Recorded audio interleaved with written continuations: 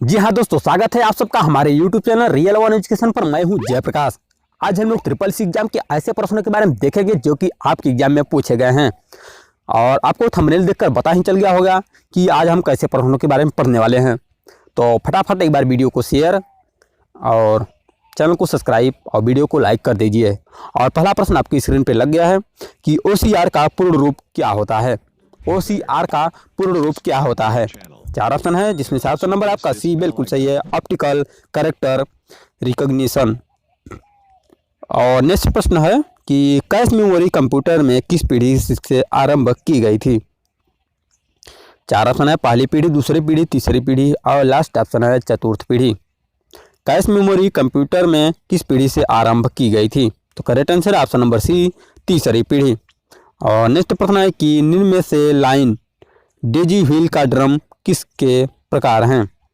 महत्वपूर्ण प्रश्न है और ऐसे प्रश्न आपके एग्जाम में रिपीट भी हो रहे हैं, तो आप प्रश्न को एकदम ध्यान से देखिएगा। निम्न में से लाइन डेजी व्हील तथा ड्रम किसके प्रकार हैं। और 4 ऑप्शन है आपका ऑप्शन नंबर बी बिल्कुल सही है, प्रिंटर। और इसी के साथ नेक्स्ट प्रश्न है कि कंप्यूटर में 2 प्रमुख प्रकार की मेमोरी हैं, बाहरी मेमोरी, प्राथमिक मेमोरी, माइक्रो प्रोसेसर, ए तथा बी। कौन सा ऑप्शन सही है, अपना आंसर सोच सकते हैं। तो आपका करेक्ट आंसर है ऑप्शन नंबर डी, ए तथा बी। यानी कि कंप्यूटर में 2 प्रकार की मेमोरी होती है, बाहरी मेमोरी और प्राथमिक मेमोरी। आपसे ये भी पूछ सकता है कि कंप्यूटर में कितने प्रकार की मेमोरी होती हैं। और बढ़ते हैं नेक्स्ट प्रश्न की तरफ। एबकॉस पहला था, क्या था पहला, इलेक्ट्रॉनिक कंप्यूटर, मैकेनिकल कंप्यूटर और इलेक्ट्रॉनिक कैलकुलेटर, मैकेनिकल कैलकुलेटर। तो ऑप्शन नंबर डी आपका बिल्कुल सही है, मैकेनिकल कैलकुलेटर। और नेक्स्ट प्रश्न है कि प्रथम डिजिटल कंप्यूटर जिसमें IC चिप लगी थी का नाम क्या है। पूछा गया है कि प्रथम डिजिटल कंप्यूटर जिसमें IC चिप लगी थी उसका क्या नाम है। तो करेक्ट आंसर है IBM system 360। Option number C आपका करेक्ट आंसर है। और इसी के साथ नेक्स्ट प्रश्न है कि कॉम्पैक्ट डिस्क में किस टोपोलॉजी का उपयोग किया जाता है। कॉम्पैक्ट डिस्क में किस टोपोलॉजी का उपयोग किया जाता है। तो करेक्ट आंसर है आपका ऑप्शन नंबर डी, लेजर। और अगला प्रश्न है कि निम्न में से कौन सा कंप्यूटर साइज के अनुसार वर्गीकृत नहीं है।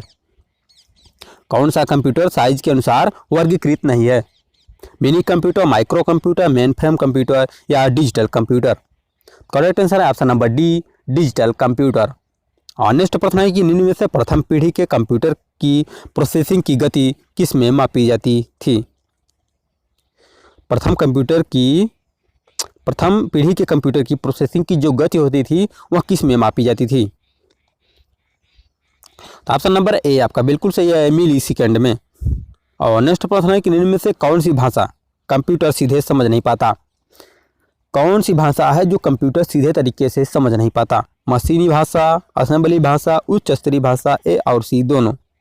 करेक्ट आंसर है ऑप्शन नंबर डी, ए और सी दोनों। यानी कि जो कंप्यूटर है वह मशीनी भाषा और उच्च स्तरीय भाषा समझ नहीं पाता। और नेक्स्ट प्रश्न है कि एंटीवायरस एक सॉफ्टवेयर है। एंटीवायरस एक सॉफ्टवेयर है, system software, utility software, application software या फर्मवेयर। तो आपका करेक्ट आंसर है option number B, utility software. और नेक्स्ट प्रश्न है कि निम्न में से किस क्षेत्र में एनालॉग कंप्यूटर डिजिटल कंप्यूटर से अच्छे हैं। किस क्षेत्र में एनालॉग कंप्यूटर डिजिटल कंप्यूटर से अच्छे हैं। 4 ऑप्शन है, गति, शुद्धता, विश्वसनीयता, स्वचालित। तो करेक्ट आंसर है ऑप्शन नंबर बी, शुद्धता। और नेक्स्ट प्रश्न है कि निम्न में से कौन डाटा को अस्थायी रूप से सेव करके रखता है। Input unit, secondary storage unit, output unit या प्राइमरी मेमोरी यूनिट।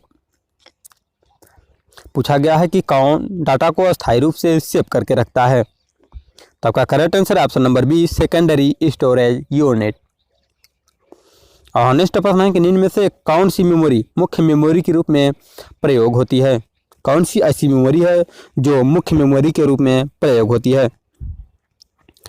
चार ऑप्शन है, इसमें से ऑप्शन नंबर आपका डी बिल्कुल सही है, ए तथा बी दोनों। और नेक्स्ट प्रश्न है कि इनमें से कौन सा कंप्यूटर भौतिक मात्रा जैसे गति मापन पर कार्य कर सकता है? Analogue computer, digital computer, hybrid computer और उपरोक्त में से कोई नहीं। तो आपका करेक्ट आंसर है option number A, analogue computer. Next प्रश्न है कि इनमें से कौन तृतीय पीढ़ी का कंप्यूटर नहीं है? आपको चार ऑप्शन दिया गया, इसमें बताना है कि कौन सा तीसरी पीढ़ी का कंप्यूटर नहीं है। IBM 360, IBM 1401, PDP-8 और HP 2115। तो आपका करेक्ट आंसर है ऑप्शन नंबर बी, IBM 1401। और नेक्स्ट प्रश्न है, पहली व्यावसायिक रूप से उपलब्ध माइक्रो प्रोसेसर चिप का क्या नाम था? पहली व्यावसायिक रूप से उपलब्ध माइक्रो प्रोसेसर चिप का क्या नाम था? तो ऑप्शन नंबर सी बिल्कुल सही है, इंटेल 4004। सेंट्रल प्रोसेसिंग यूनिट संयोजन है, सेंट्रल प्रोसेसिंग यूनिट संयोजन है। चार ऑप्शन है, इसमें से करेक्ट आंसर है option number D, ALU and control unit. Next प्रश्न है कि फाइल फोल्डर का बदलने के लिए F2 कुंजी का प्रयोग किया जाता है।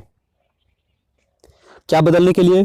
फाइल फोल्डर का क्या बदलने के लिए F2 कुंजी का प्रयोग किया जाता है? लोकेशन, साइज, नाम, स्टाइल। तो करेक्ट आंसर है आपका ऑप्शन नंबर सी, नाम। यानी कि फाइल फोल्डर का नाम बदलने के लिए F2 कुंजी का प्रयोग किया जाता है। और लास्ट प्रश्न है कि इनमें से किसका उपयोग करके आइकन को आप अपने डेस्कटॉप पर मूव कर सकते हैं? Copy, double click, single click या डैंग। करेक्ट आंसर है ऑप्शन नंबर डी, डैंग। तो आज के लिए बस इतना ही। और आपसे एक रिक्वेस्ट है कि आप जाते जाते अपने इस ज्ञान को दोस्तों के साथ शेयर जरूर कर दीजिएगा। किसी ऐसे प्रश्नों के साथ मिलते हैं नेक्स्ट वीडियो में।